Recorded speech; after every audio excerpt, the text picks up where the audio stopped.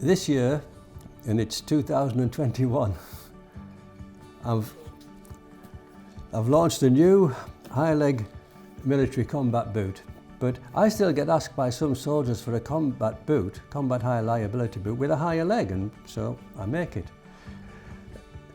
And the first boot I made, high-leg combat, in 1991 was called the Field and Fell, and that's the boot there. And there's a story behind it, and it's a boot that's very dear to my heart. It was, when I first started Altberg, it wasn't easy. So I managed to get some stuff together and we got Altberg started. And it was very difficult at the beginning. And it came to the first Christmas at Altberg. And we had no orders. In them days, I was making boots for the famous army stores. They were the only customer I could get. Nobody else would buy boots from me.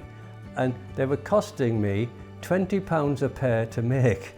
And I was selling them to the famous army stores in Liverpool for £18.50. So I was slowly going deeper and deeper and deeper into debt. And it came to the first Christmas and I didn't have any orders. But what I did have, I had some black leather that I'd been to an auction and it was left over at the end of the auction, and I said to the auctioneer, could I have it? And he said yes, providing I could take it away, I could have it, because otherwise it would just go in the skip. And so I got all this black leather. I picked up a few other bits and pieces too, and I brought them back to the factory, and that had been laying there on the shelves for quite a while. Well, that year I said quite a while, about 2 or 3 months. And so that Christmas, just to keep us going, because I wanted everybody to be able to work over Christmas, we made some black hiking boots. In them days, all the hiking boots were brown, but we made some black ones. Funny enough, they had red laces, because I'd also picked up some red laces for nothing from somebody else. So we managed to keep running in the factory at Christmas. And this is a picture, and I don't know how well it can be seen. This is a picture of our first Christmas in the factory, and we're all together, and funny enough, Debbie, who's there, still working with me still, and Lynn, she retired a few years ago, and there were a lovely group of girls to work with, girls to work with. They were wonderful, and I see Mandy around every now and then. And if you notice, none of the lads are at our Christmas party in the factory. And everybody brought turkey sandwiches in, and we just sat around and we had our turkey sandwiches. That was it, that was our Christmas party. The lads, as soon as they scoffed the turkey sandwiches, they all went off down the pub.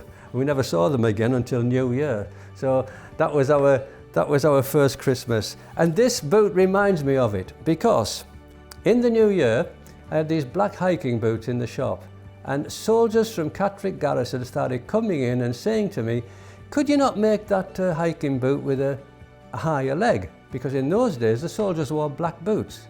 And I would say to them, what do you want to buy boots for? You get your boots given, you get them for nothing. Why would you want to buy boots?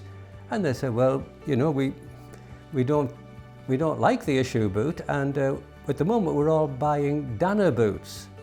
And I said, well, how much are you paying for a pair of Danner boots? And they said, oh, about £90 a pair. I nearly choked.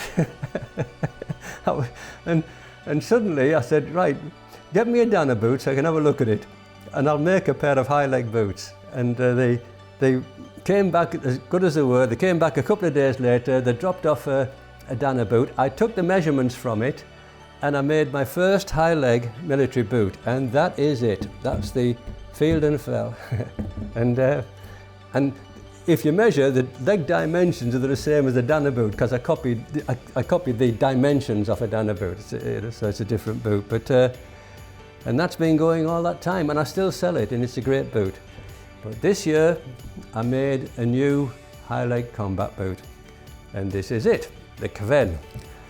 And in this boot, just as that did, it has a waterproof membrane in the lining. Now, waterproof membranes can be a bit misunderstood, but if you see, this is a waterproof membrane lining, and it's very thin, right? It doesn't hold much, it holds hardly any heat. I don't know if you can see it, very, very thin.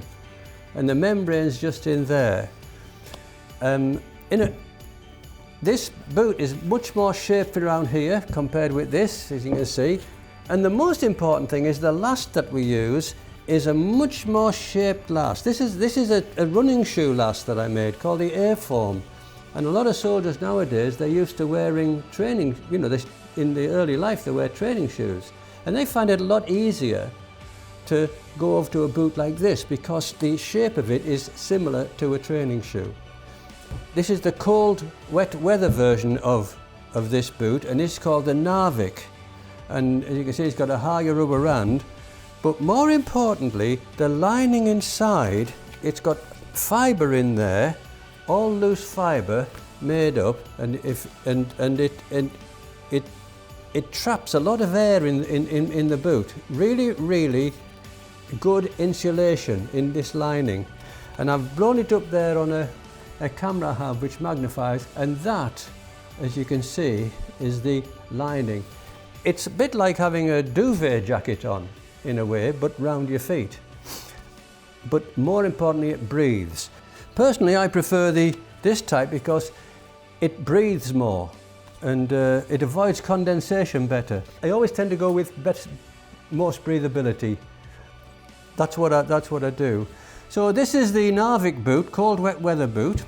This is the Kven boot high leg, combat high liability boot.